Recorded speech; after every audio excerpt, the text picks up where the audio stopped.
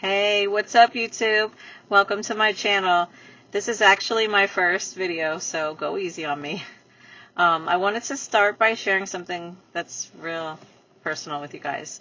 So I recently went through one of the biggest heartbreaks in my life, and honestly, it really broke me in ways I didn't expect. And it was just that, it wasn't just that I lost a partner, I lost my best friend too. We had a really good relationship until we didn't. And I'm not going to go into all the personal details, but what I will say is that it made me take a hard look at myself because I realized that the work I thought I had already done wasn't enough to sustain a healthy relationship. And instead of just sitting in that pain, I really took a step back and asked myself, like, why does this keep happening? Like, why do my relationships always seem to follow the same patterns? And in that moment, I realized something that completely changed the way I understand relationships and why we keep repeating the same cycles. And the truth is, this isn't something new for me. I've always known that I had abandonment issues. That's not a secret. About 6 years ago, I started my healing journey. I had just come out of a long, toxic 13-year relationship, and for about 3 years after that, I was single. During that time, I really started to learn how to just be with myself, how to be alone, and actually feel comfortable in my own space. And, I started focusing on my goals, personal growth and development. I had joined a life coaching program and really began working on myself in a different way. Shortly after that, I felt a deeper pull, like there was more healing that needed to happen. So I decided to go deeper. I did hypnotherapy to work through some of my childhood experiences and Reiki to help release some emotions out of my body. I felt like I was carrying that energy in my body. So all of that really did help me become more aware of my patterns, my triggers, and how I showed up in relationships. And at the time, I really thought I had done the work. I felt healed. I felt ready. So when I got into a new relationship about 3 years ago, I went into that really thinking like, I'm good now. I've done the work. I'm ready for something healthy. But yeah, I was wrong. And that was a hard truth to sit with because it wasn't until my recent breakup and losing somebody I truly love that I realized I still had more healing to do. So I started taking action. I really wanted to understand how do I keep repeating these same cycles. I wanted to stop repeating the same cycles, right? So I don't know. It's easy to look at the other person, right? But the reality is we attract what we are.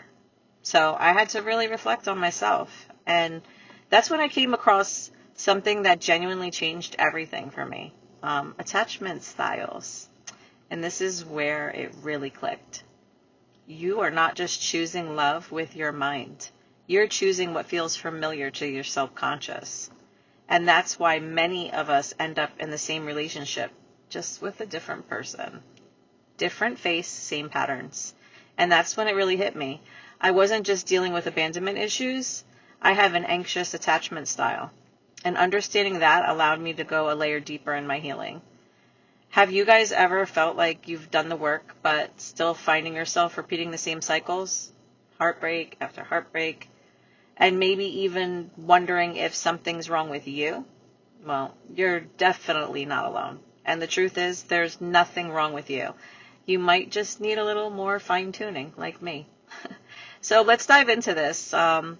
There's 4 main attachment styles: secure, anxious, avoidant, and fearful avoidant. Most people who struggle in relationships fall into one of the insecure patterns. It's usually shaped by childhood experiences, emotional inconsistency, or trauma. So we're going to start with the anxious attachment. Anxious attachment is rooted in the fear of abandonment. This can come from things like a parent walking out on you, a parent not being present, or even losing a parent altogether.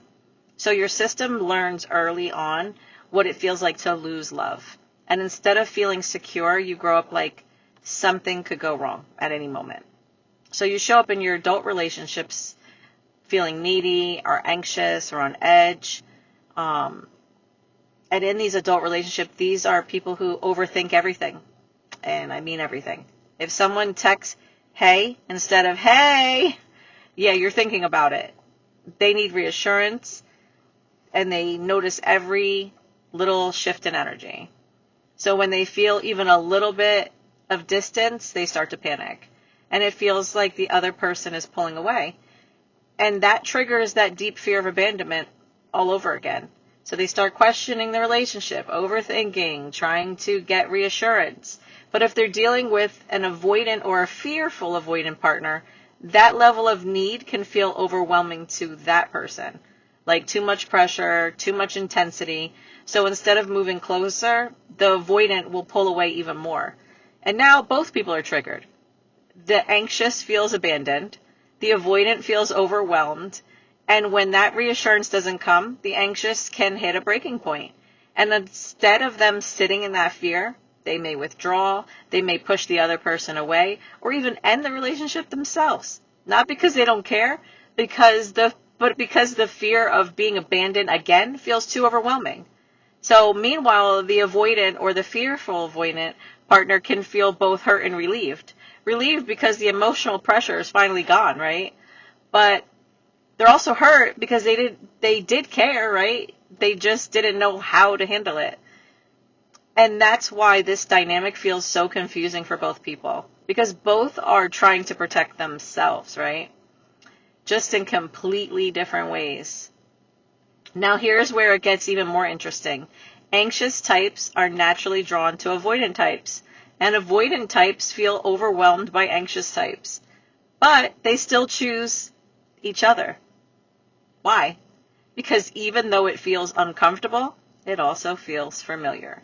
Anxious types are used to inconsistency, so they chase it, trying to finally secure the love they didn't consistently receive.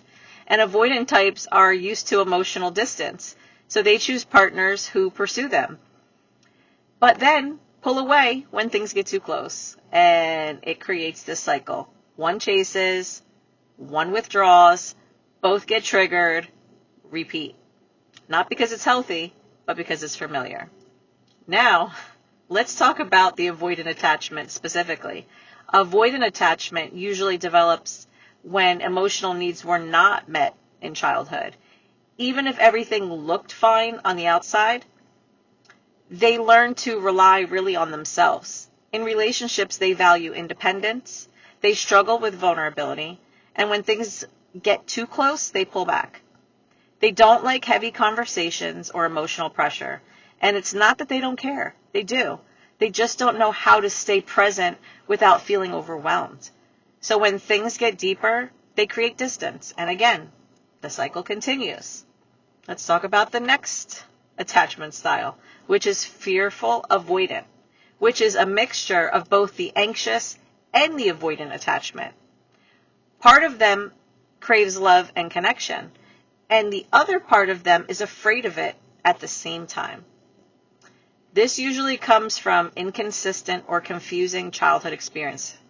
So, where love didn't always feel safe, right? So in relationships, it shows up as hot and cold, push and pull, come here but not too close.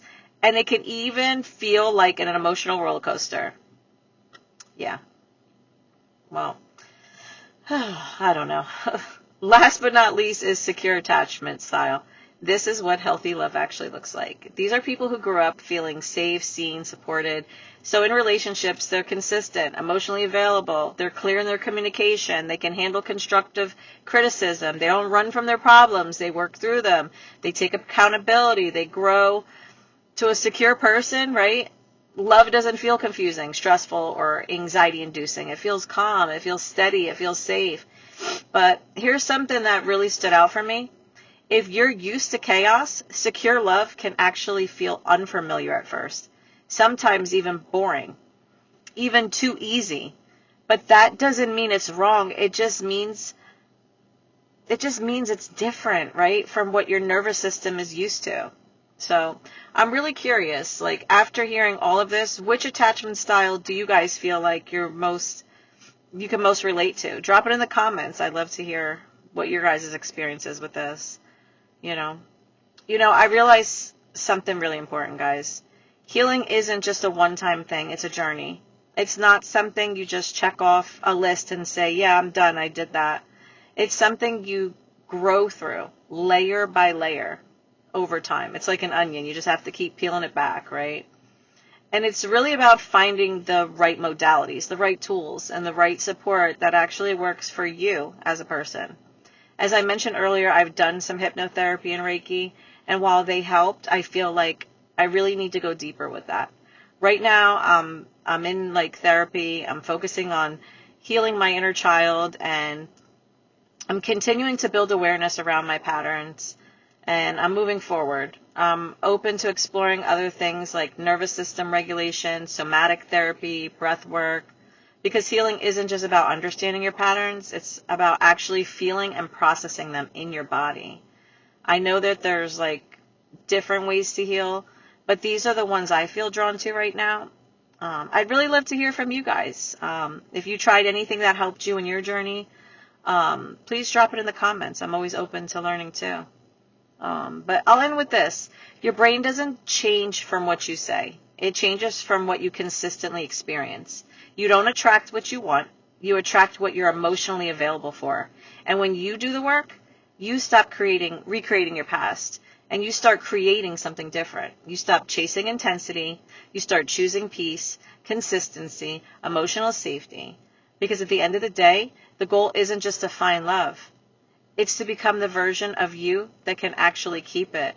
And honestly, that's what this channel is about. Healing, growing, building healthy relationships, and breaking these toxic cycles we keep finding ourselves in, right?